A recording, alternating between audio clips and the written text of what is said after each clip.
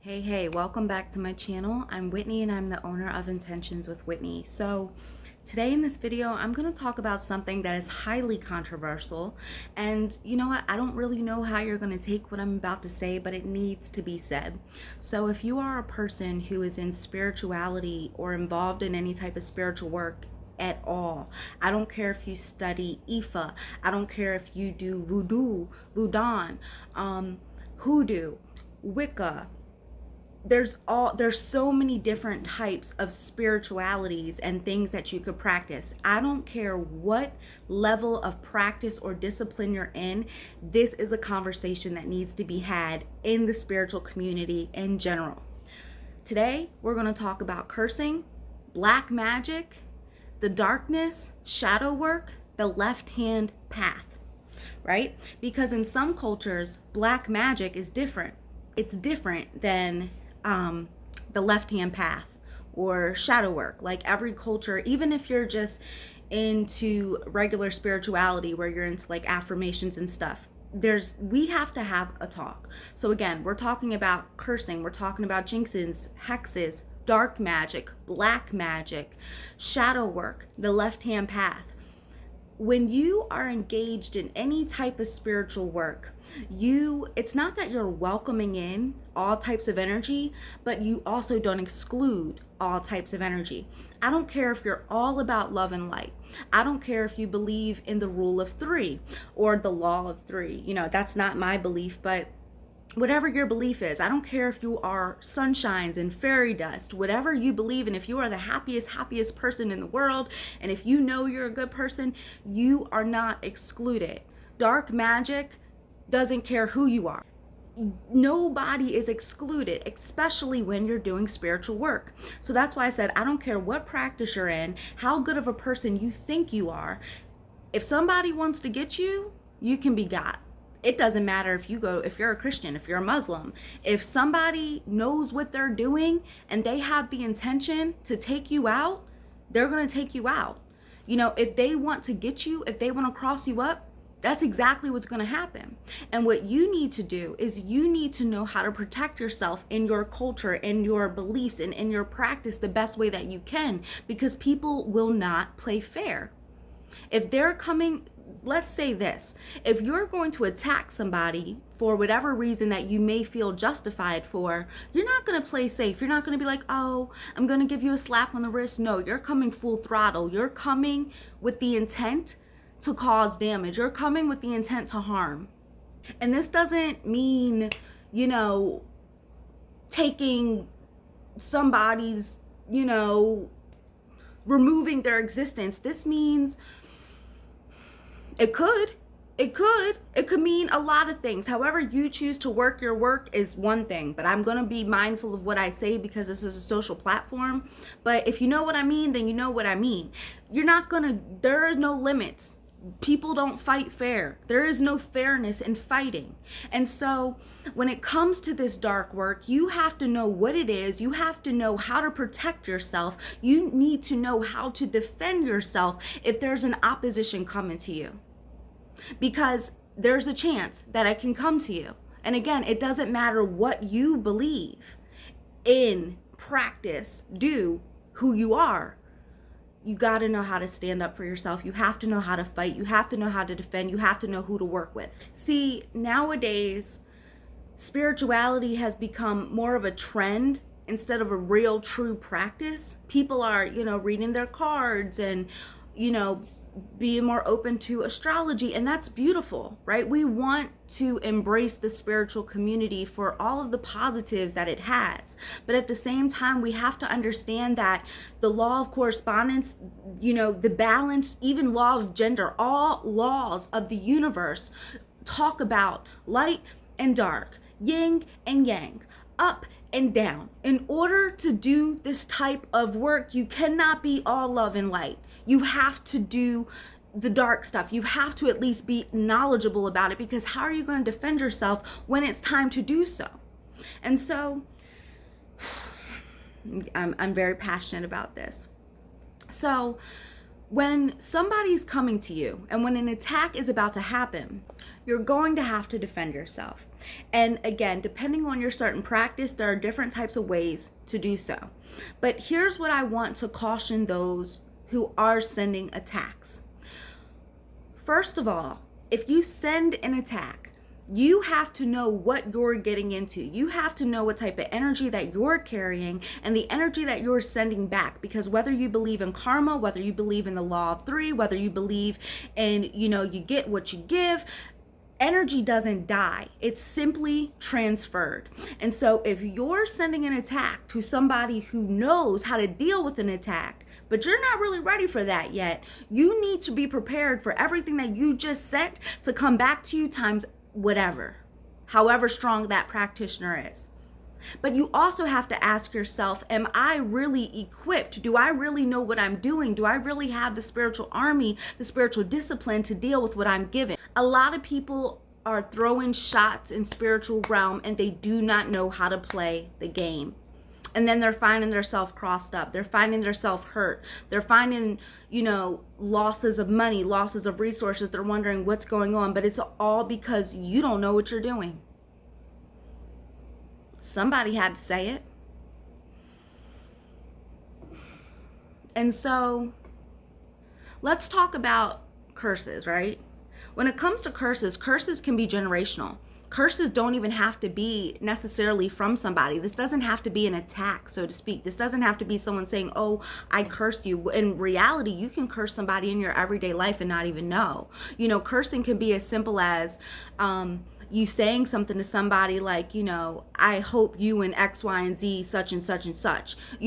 Cursing is very much a part of our everyday life. People just don't look at it like that. So, you can get a little deeper with cursing, but I want you to understand the difference of what I'm talking about. That's why I'm saying this. So cursing can be done very simply, very easily. It could be generational. It can be done by another practitioner. You could do it to yourself, right? You can cross up yourself. And then we have dark magic, black magic. In some cultures, people believe that black magic is positive because when you look at it, the slate's clear. They look at it kind of like a new moon type of thing, like clear energy, clear slate. You can work with the darkness, right? Because in the darkness, it's nothing but creation, creativity, potential. And then there's some people who believe in the left-hand path. And this is doing as thou will. Aleister Crowley, excuse me, I'm a little tongue-tied, still Mercury retrograde. And that's a whole different set of practices in itself because that includes chaos magic and, a whole host of other things. What I'm saying is you have to understand the difference between curses, hexes, jinxes, crossing yourself up, being crossed up by somebody else, how to return those crosses, how to remove those crosses if they come onto you. You have to understand different cultures so you know what the work is, so you know what they're doing. Listen, I've had so many clients come to me that are crossed up and they don't even understand it. They just think that they're going through bad luck.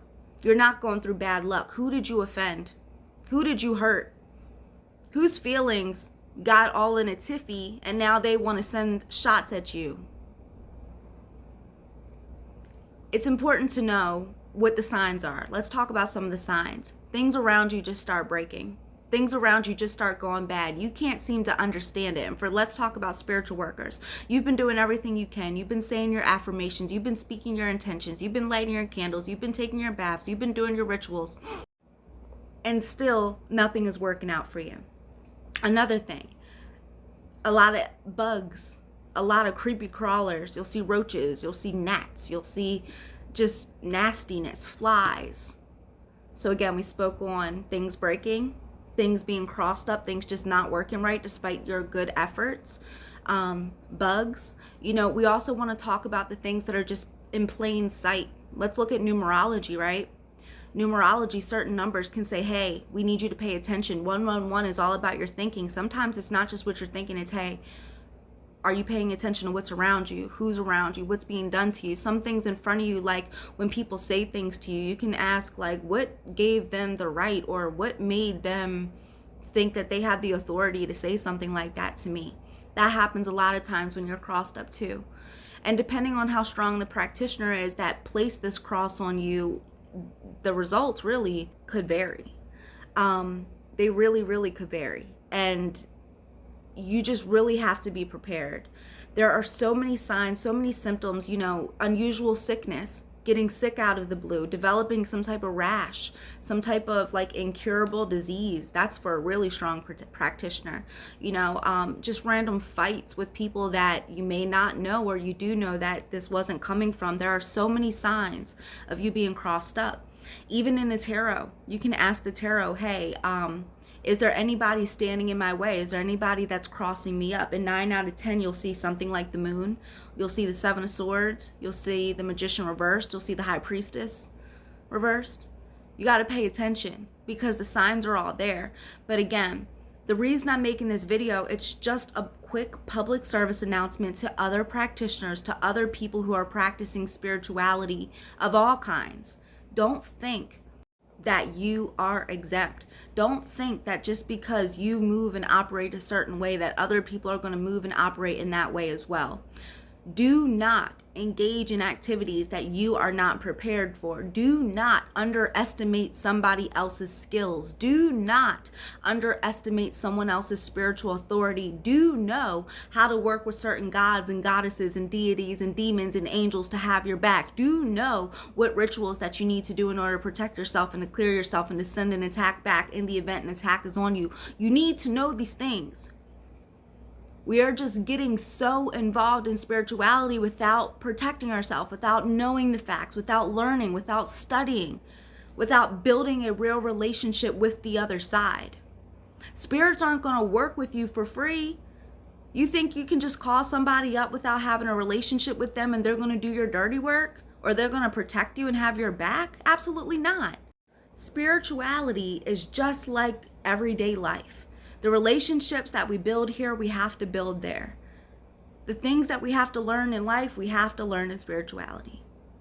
So allow this video to be what you need it to be. Take it as you need to take it. If you feel like, damn, Wit, you're coming for me. I thought I knew, but maybe I don't. Good. Maybe this is a time for you to study.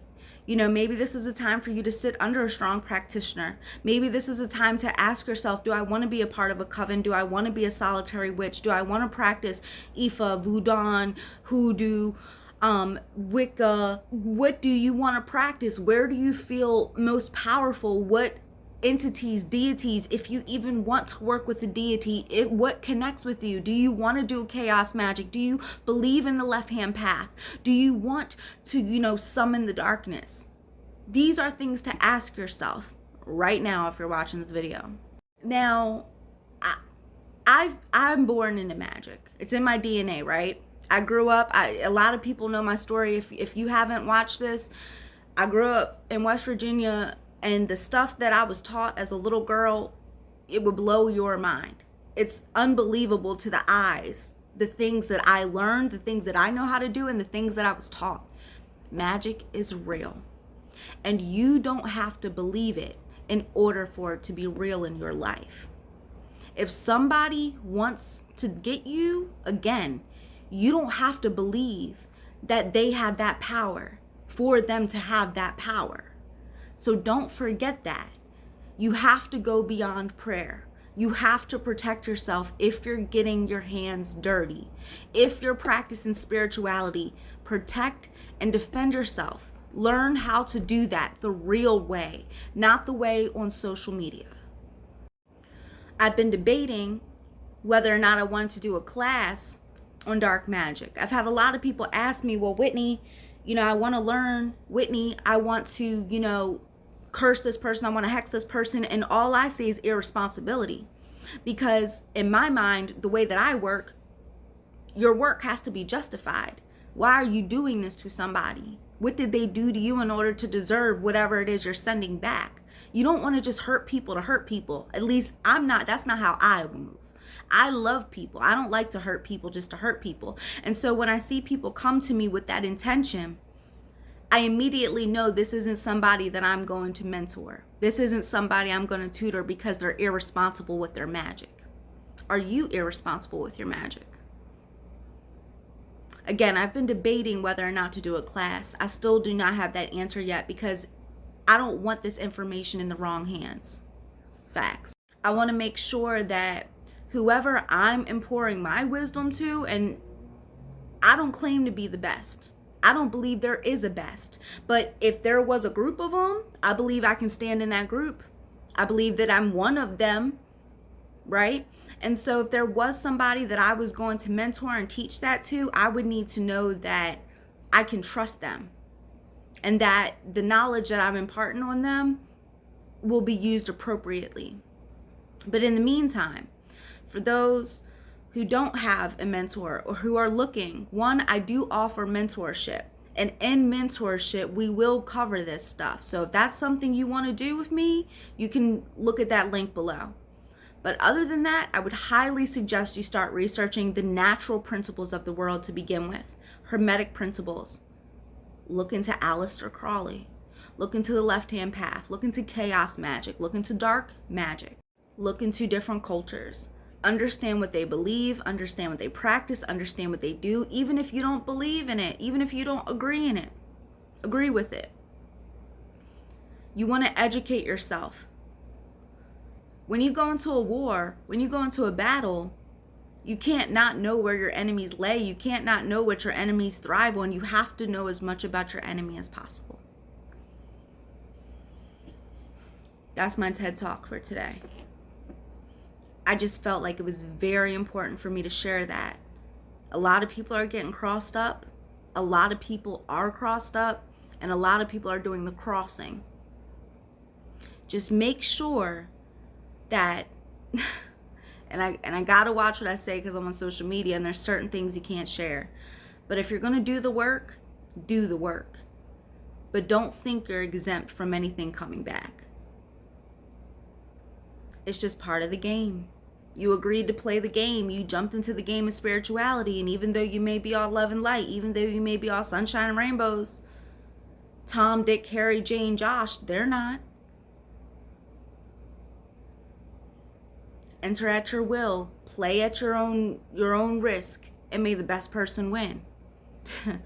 Highly suggest you get a mentor. I highly suggest you study. I highly suggest you protect yourself. I highly suggest you know what you're doing before you do it. Feel free to visit my website, intentionswithwhitney.com.